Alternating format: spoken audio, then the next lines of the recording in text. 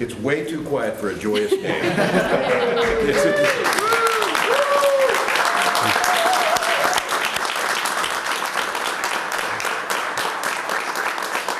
Well, hello everyone, and thank you all for being here. It is a day to celebrate. This is a day that Minnesota says, bring your authentic self. You'll be seen, heard, valued, and loved in this state, and that we want you to be whoever you are.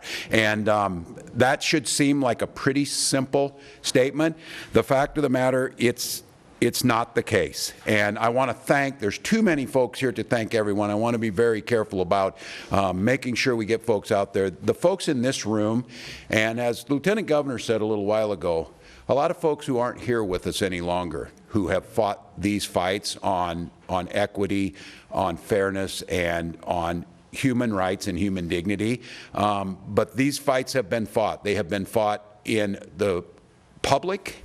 They have been conversations amongst family, and they have been fought in the legislative process. We have several of those leaders here, Senator Dibble among them, Representative Hornstein, and so many others. And I want to be clear, we're here today to sign an executive order banning the discredited, Byzantine, and quite honestly, very harmful practice of conversion therapy.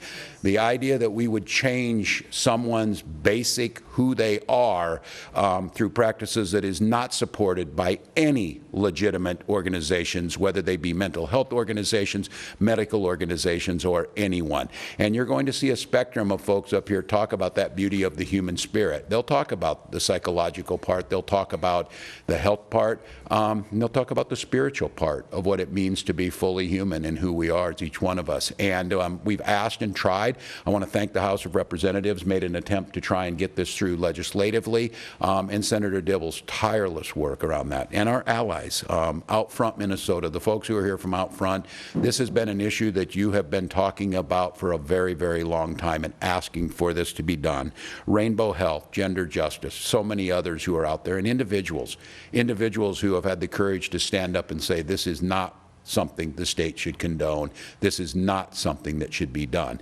So the EO that I'm going to sign empowers existing law that already is in state agencies, from the Minnesota Department of Human Rights to the Minnesota Department of Health to the Commerce Department, to ensure that no minor Minnesotan, anyone under 18, or vulnerable Minnesotans is subjected to this Byzantine torturous practice of conversion therapy. This law will make that no longer available in Minnesota. It will make a very strong statement, again, that this is a place where you are welcome. And whatever the you is the one that we welcome.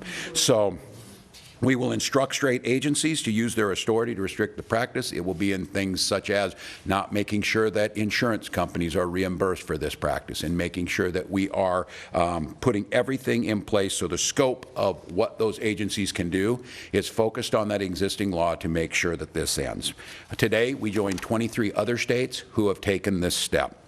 There's no place for hate in this state. There's no room for division. Our LGBTQ plus community is part and a huge part of what it means to be one Minnesota.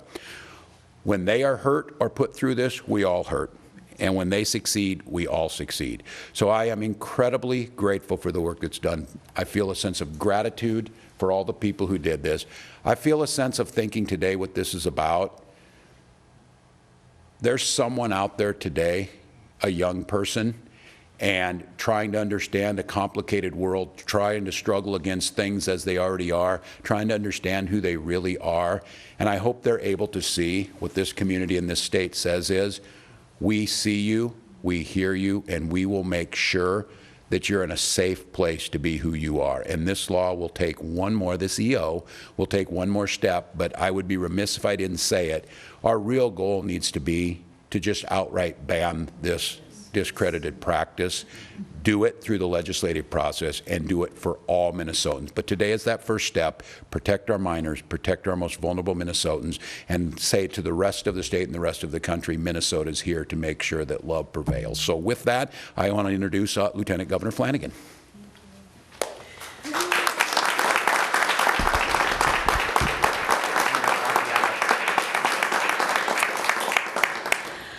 Well, good morning, everybody. Today is a good day. I am so grateful to be here in community with so many of the advocates who have worked tirelessly, in some cases for years, to try and bring about meaningful end to this destructive practice. And as the governor mentioned, I want us to just briefly hold the folks who cannot be in this room because of this destructive practice, those who we've lost along the way. As a society, we must object to any alleged treatment or therapy which attempts to tell our children that they need to change in order to be deserving of love or acceptance. Our kids deserve to grow up in a state that values them for who they are, not one that tries to change them. We stand in solidarity with our LGBTQ plus friends and neighbors and children and relatives and loved ones. The governor and I remain committed to lifting up the voices of the LGBTQ plus community, and we know that until we achieve acceptance and inclusion for all Minnesotans, we will continue that fight. And here's the deal. This change is coming.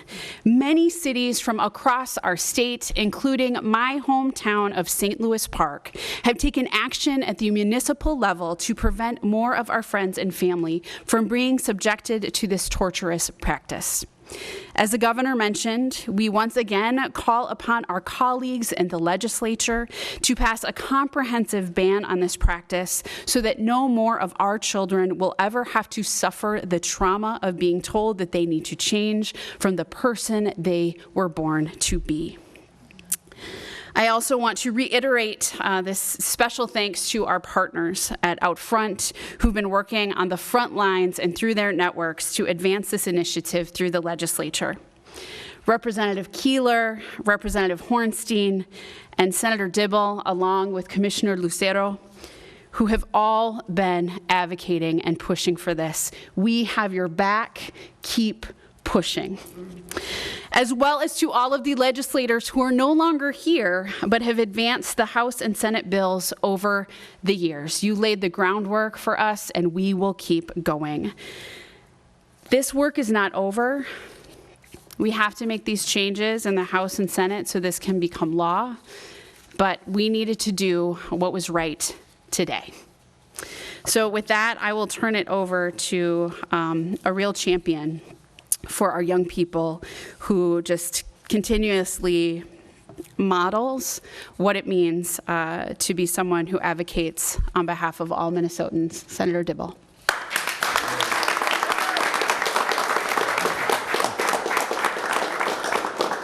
Thank you. I wanted to check to see if Representative Hollins is in the room. Come on up. All right. All right, and we have the voice of the future with us too. Yeah. Well, thank you, Lieutenant Governor, Governor Walz, Lieutenant Governor Flanagan, Commissioner Lucero, First Lady Gwen Walz. Thank you so much for being here. I'm going to try to compose myself. This is an emotional day. I'm here with a simple message, one of love and compassion. First and foremost, I want to say to all of the young Minnesotans who feel isolated, lonely, and despairing, maybe feeling afraid because of what they hear coming from powerful people, or maybe even wondering if they deserve how people treat them or talk about them or think about them, wondering if they could ever have a happy life as deserved. You are perfect.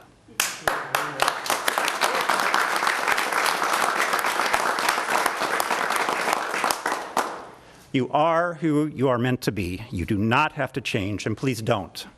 You are a gift from God. Our state and our world is better because you are a part of it. You are a part of us. You are a full member of Minnesota's family, and we love you, and we see you. I speak from experience. I spent years loathing myself, wondering why I was cursed or weak or sinful, praying for fervency to change, to be given the strength to be different. I was afraid. I was hiding mostly from myself. until others showed me through example that a whole world of joy and happiness is found in knowing that I was perfectly okay. And you have a governor and a lieutenant governor, legislators, and a huge community that wants to know the real and perfect you.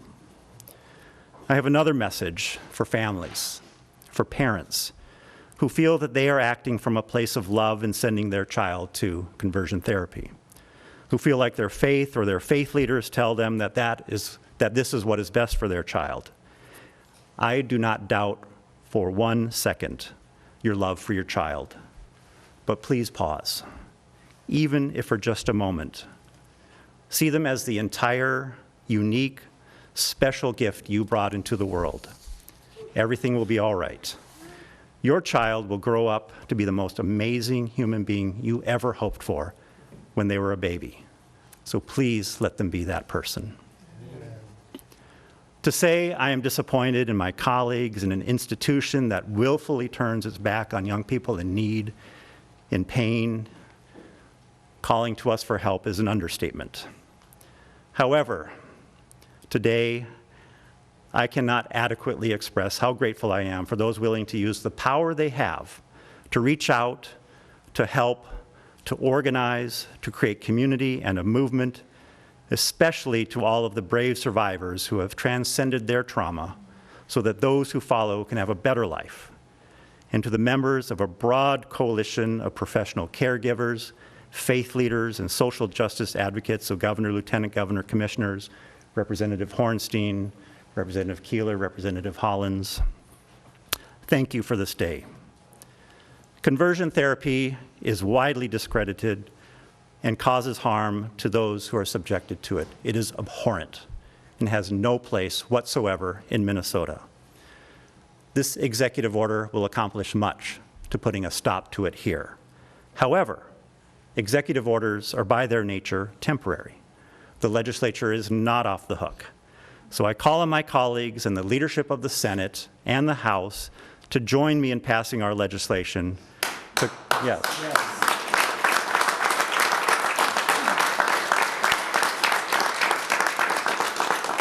To codify the provisions of this executive order, to stand up for those who have no political power and no legal standing of their own accord, to uphold the bedrock Minnesota values and our most fundamental of all public responsibilities, to provide care, security, support, and protection so that every single Minnesotan has the dignity, freedom, and ability to live lives they dream of and aspire to. Thank you. Amen. Yeah.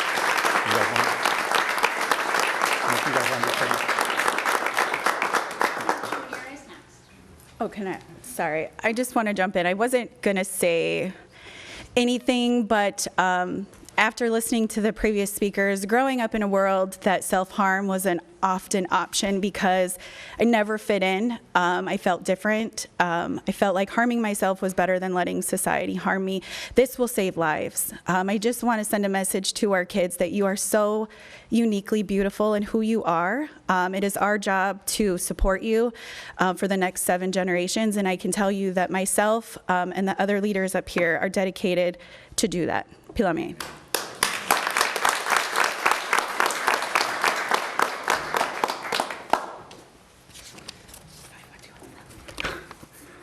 Hello, my name is Junior Avalos. I just want to thank the governor and the lieutenant governor for having me here today. Did I say my name already? So I'm here because at the age of 16, I put myself through conversion therapy. I got a job working at a fast food restaurant so I could pay the $600 to go fix myself. Because everywhere around me, not just from my peers, but from authority figures that I looked up to, I was being told that there was something wrong with me, that I was broken, that I didn't deserve to be here. And all I ever wanted was to be accepted. Just last month, I turned 25. And at the age of 16, I could never envision my life at this point because I didn't think I would make it this far after conversion therapy failed me because it didn't work. Now, even though I'm just starting the process of healing from this trauma, I'm living my most beautiful, authentic self, and I'm so proud of myself for that. And my hope is through this executive order, LGBTQ children across the state know there is someone on their side of their court and that they get to live their authentic selves without repercussions or fear from the very beginning. I appreciate all the work that has been done to get us to this point. However, this is only the first step. It's now up to the Minnesota legislature to continue this work and pass comprehensive protections. Failure to do so sends a clear message to LGBTQ Minnesotans and their families that they're not worthy of our love and support and even basic legal protections from harmful and discredited practices. But I know that everyone here in this room, all the folks across the state who have been showing up every day, making those municipal advancements, working here in the Capitol, are going to continue this fight. I'm so excited for all of that. Happy to be here. I thank everyone here, the governor, Lieutenant Governor, Senator Scott Dibble, who has been with me when I joined this fight 2 years ago, and the folks at Outfront and so many other orgs. Thank you. Yeah.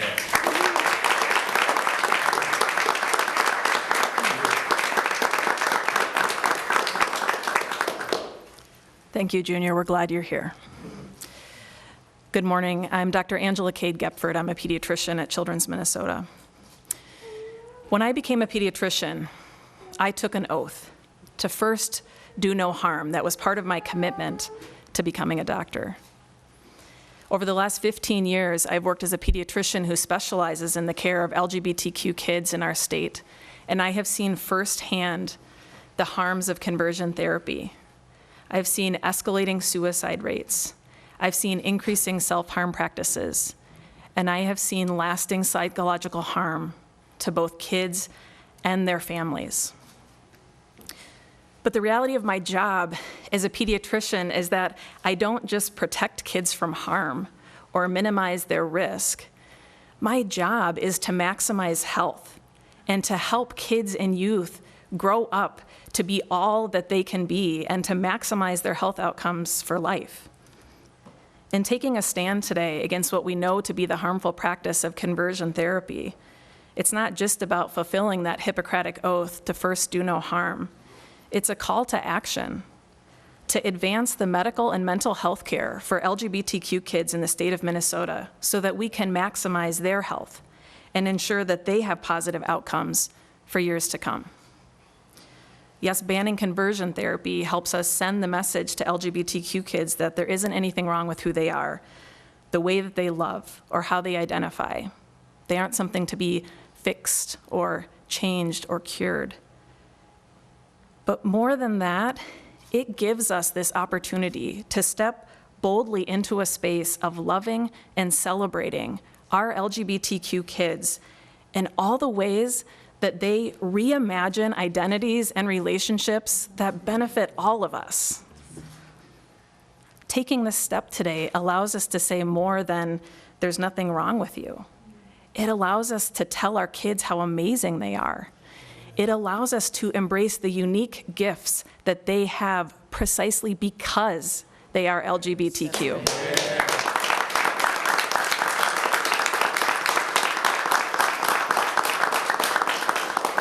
So as a pediatrician, as a proud member of the LGBTQ community here in Minnesota, and probably most importantly, as a parent to 3 amazing kids, I want to say thank you for this today. On behalf of our LGBTQ patients, all of the clinicians in pediatrics who care for them across the state, because of this change, our LGBTQ kids will now have even more of a chance to grow up happy and healthy and safe and strong. And at the end of the day, that is what every single kid in the state of Minnesota deserves. Amen. Thank you. Yeah.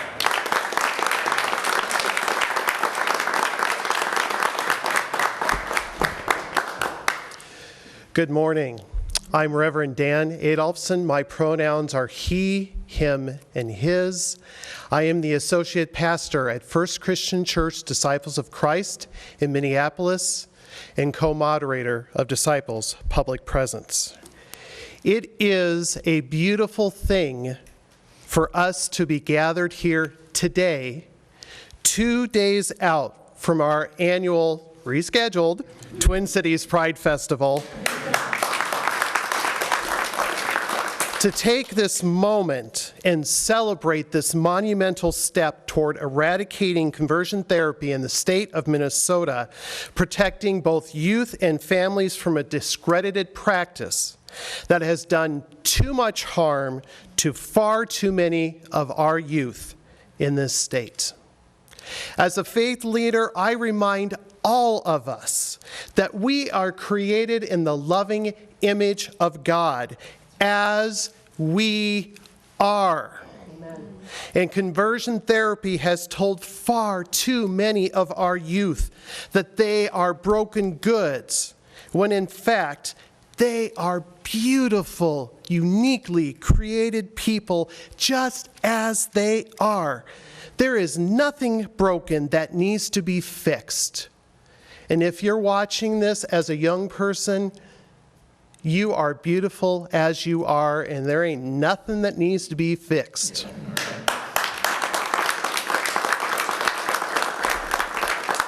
And I echo the words of all of the other speakers that sadly, there are still those in some parts of our legislature who feel exactly the opposite, even after hearing hours upon hours of testimony over the past years from survivors of conversion therapy, medical professionals, parents, and leaders in the faith community, and led by the work of former Representative Hunter Cantrell, and then others that picked up that work in the House, Senator Scott Dibble, out front, and so many others. And I echo what has been said by others, that I really pray and hope that our legislature will take this across the finish line and get this done. Amen. As the proud gay uncle of a non-binary relative entering their sophomore year of high school, Governor Walz and Lieutenant Governor Flanagan and others, I thank you so much that you have taken this step to protect our queer youth and other vulnerable Minnesotans from the discredited practice of conversion therapy. Thank you.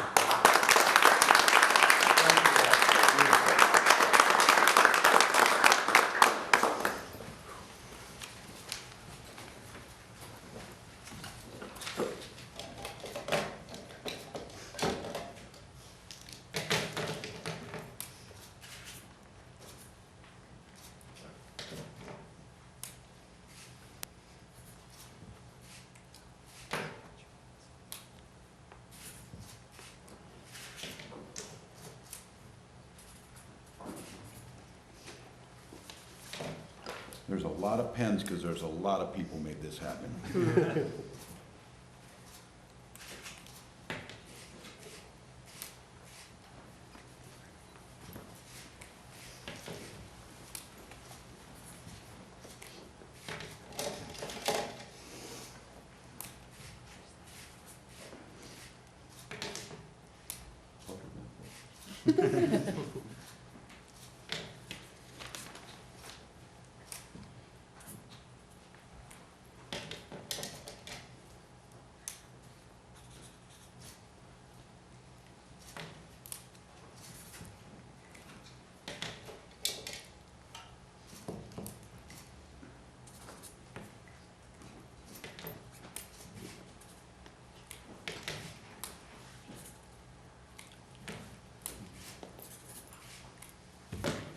It's done. All right.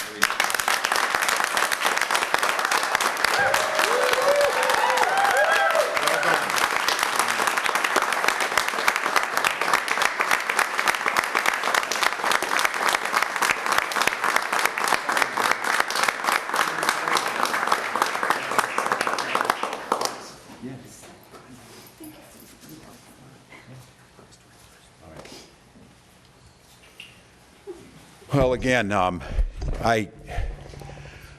my sense of gratitude as a parent, as a Minnesotan, and as governor, to listen to these words of hopefulness, words of inclusion, words that are truly the spirit of you. Heard us talk a lot, and it certainly wasn't cliche, that Minnesota is a place where everyone's valued, one Minnesota where you're here. And this executive order takes us one step closer, and I would say Minnesota's a little more welcoming and a little more joyous today because of the work that everyone's done. So I want to just again say thank you to all of you. Know that there's more work to be done, but it's good to be here, and it's good to know so many people care. With that, we would all be glad to answer any questions. So you did this as an executive order, but you folks have also been calling for legislation. Why isn't an executive order adequate? Is there stuff that the legislation would do that this doesn't? Yeah, the executive order lets us focus on the existing legal powers that exist in each of our agencies. For example, in commerce, the use over, they regulate the insurance industry of making sure that destructive practices aren't being reimbursed. So we're using what the existing law is. My executive orders, contrary to this last 16 months would say, we can't just do what we want to do. They need to fall inside the legal framework. This is not an emergency executive order. This is a typical use of the existing powers, using the administration's power to direct our agencies to enforce these particular, in this case, set of rules around the governing of the delivery of this discredited practice, the reimbursement of this discredited practice. And because of that authority we have, it focuses on minors. And so maybe Senator Dibble, there's folks that are very versed in this of why we need this. So legislation straight up would ban conversion therapy for folks particularly younger than 18 years old. That needs to be a law. I mean, that just needs to straight up be a law. That needs to be a banned practice. No one can receive conversion therapy who doesn't have legal agency and standing on their own. They need that protection from the state. This would, the executive order, of course, is fairly comprehensive and may have the effect of barring access to conversion therapy by directing state agencies not to support with public goods and services those things that would prop up the delivery of conversion therapy, but there just needs to be a law. Just like young people can't go to a tanning bed. Can't do it, not even with parental permission. It's too dangerous. It's not allowed. They shouldn't be able to be subjected to a barbaric practice that causes active harm.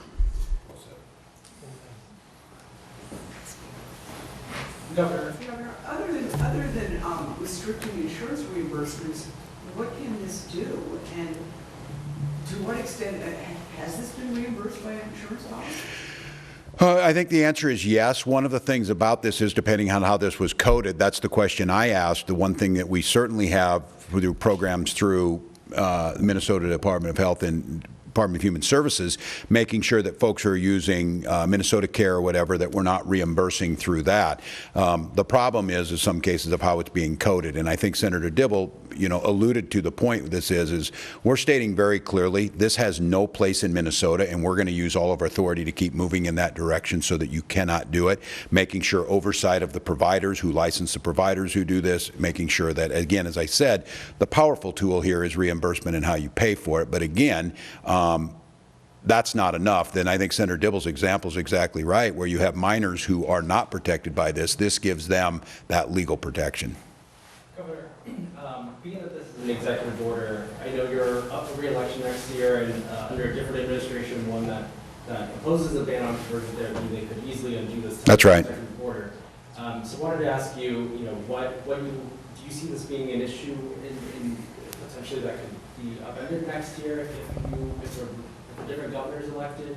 Yeah, and I also wanted to get your comments on, I spoke with the eldest child of Senate Majority Leader Paul Zucker this morning, who praised the action and said, praise the action. But just wanted to get your thoughts on how the Senate Republicans might react, given that they put such an issue on the rulemaking process that your agency undertakes on issues they think are legislative.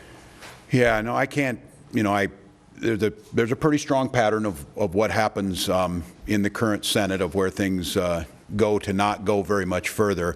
But your original question, Ricardo, I do worry about this. I think it's why I'm adamantly, and this is one group that you don't have to tell to keep on working. They don't know anything else other than to keep on working for change. But I do worry if there's folks out there listening and say, oh good, they took care of this and it's no longer a problem. It could change in 16 months. So I think that's why we continue to say we want things to be codified and to put into place. I do worry about that. And I think this is, like so many issues, I think society's finally catching up with where we should have been. I would hope that's the case. I know I've been disappointed on some other issues that I thought we would have gotten there, but we're not quite there yet. This one seems to be that since Minnesota made sure that you could marry who you loved in 2012, there's been, in the last decade, a lot of changes made. So I'm actually very hopeful. I would maybe let Senator Dibble's an expert in the Senate. I think maybe there's a chance that this would be the time to do this. I don't certainly think there's any benefit in political rhetoric around if you're running on a platform you want to hurt children with a discredited medical practice. That doesn't seem like that would be a very good model. So I'm just going to be very quick because I want these mighty movement builders to come up and respond to this great question. My short answer to your question, Ricardo, is bring it. If the Senate leadership wants to make an issue of this, we can have that conversation in front of the public because the public is with us. They know that this causes active harm in young people's lives. And in fact, the truth is it's simply Majority Leader Gazelka who's blocking passage of this bill. I have more than a handful of Republican senators who have approached me to say if they had the opportunity to do it over again, they would unwind that vote that they cast a couple of years ago on the Senate floor and vote in favor of this legislation.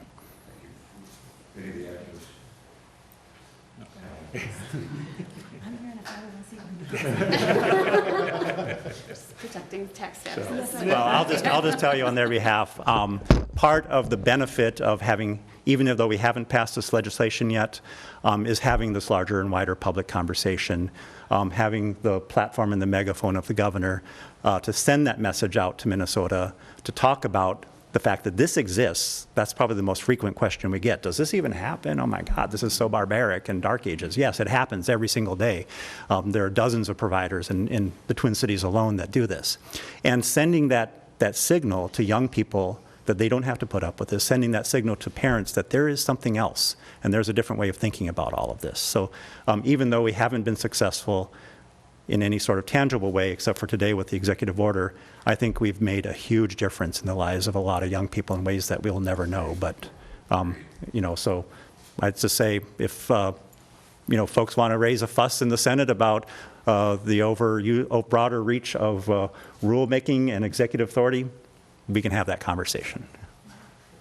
On topic, do you have a sense of how frequently the DHS programs are covering conversion therapy or, private programs as well? Yeah, the prevalence of this is still somewhat debatable. We know that that about 13% of LGBTQ plus youth are subjected to this. And of course, that's a little bit difficult because who's self-identifying how they're doing it. And I also think this is one of the things the rulemaking will do is really tighten up how this is being coded, because I want to be very clear, there's nothing in this executive order that prohibits or precludes folks from getting legitimate, scientifically based mental health care that all of us at one time or another need. And how those things are coded for reimbursement is a bit tricky on this. So I think when I ask my team this, I think it's really hard to pin down if the state of Minnesota is reimbursing for this practice. That's obviously one of the things we're going to look really hard at and make sure that doesn't happen.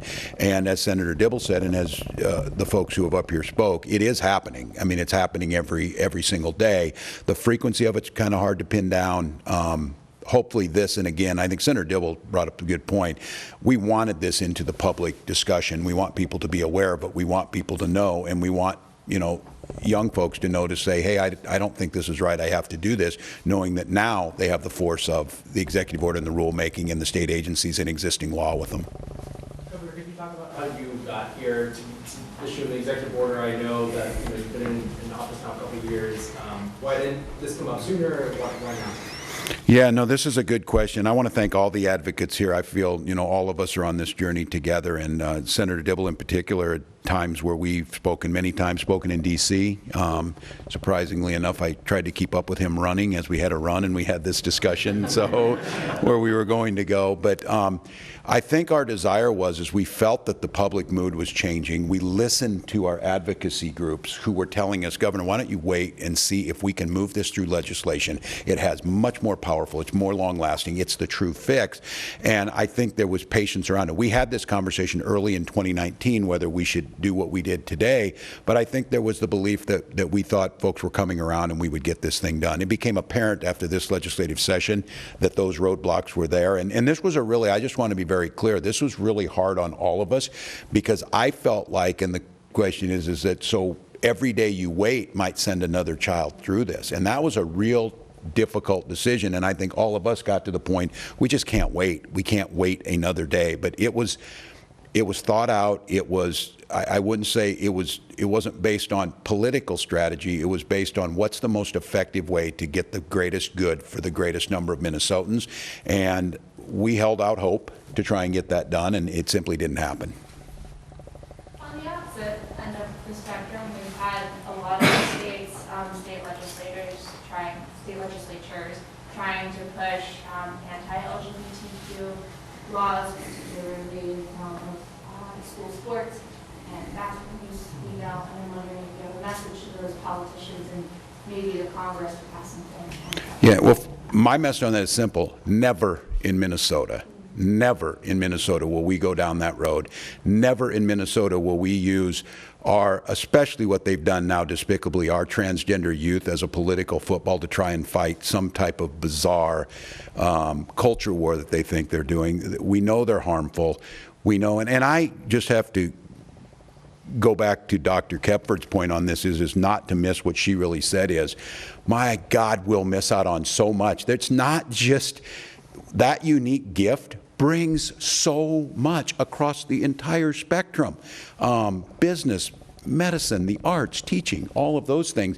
And we want to be a state, and we're continuing to work at it. This is a state where all are valued. So I know they try and do it. It's unimaginable to me what you gain by thinking you want to shame a child for using the restroom at school or whatever else it is. It just goes right hand in hand with this. So I think, and there's folks in here, and I'll credit Gender Justice and a few others, we can't just be defensive about trying to say we're not going to go with those things. We have to move to inclusion on all fronts. And I think that message is really powerful. So instead of Minnesota being in the news for having a transgender athlete provision or whatever, Minnesota's adding to the states that have said, no, that's not going to happen. So my message to them is that I think folks would say here is just talk to your children. See how beautiful they are. And I can't imagine trying to fight for a bill that would deny someone's child the opportunity to be who they are. We can do one or two more. Can we do off topic? Can you tell me what the state is doing with the drought situation, and if there's acting the drought situation? Yes. Yeah, thank you for asking. We just were moved to the D3. Some of you know this scale. We're starting to get familiar with this. Most of the western United States is approaching severe drought, especially on this issues of forage for animal production. Minnesota entered that D3 in parts of the state today. The severe drought is probably, I think we're probably approaching, some of you remember 1988 status again. Wildfire threat is huge from the boundary waters all the way across to the North Dakota border. The rain we got yesterday was certainly helpful, but the forecast is pretty difficult. We've asked USDA to help us on several fronts. One of those is using CREP land, the land that were set aside, that you usually cannot hay that or use it until August 1st. We're asking them to accelerate that because we're going to need it.